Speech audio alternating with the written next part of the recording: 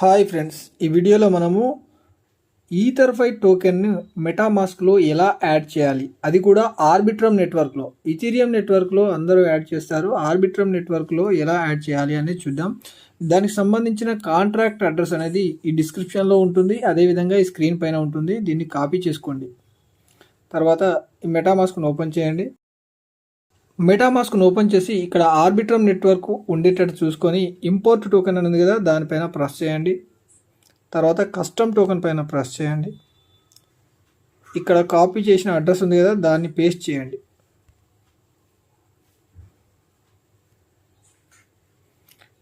Paste చేసి next button press చేయండి. Press చేయగానే ఇక్కడ ఈథర్ఫై గవర్నెన్స్ టోకెన్ అని కనిపిస్తుంది చూడండి. ఇక్కడ ఇంపోర్ట్ బటన్ పైన ప్రెస్ చేయండి.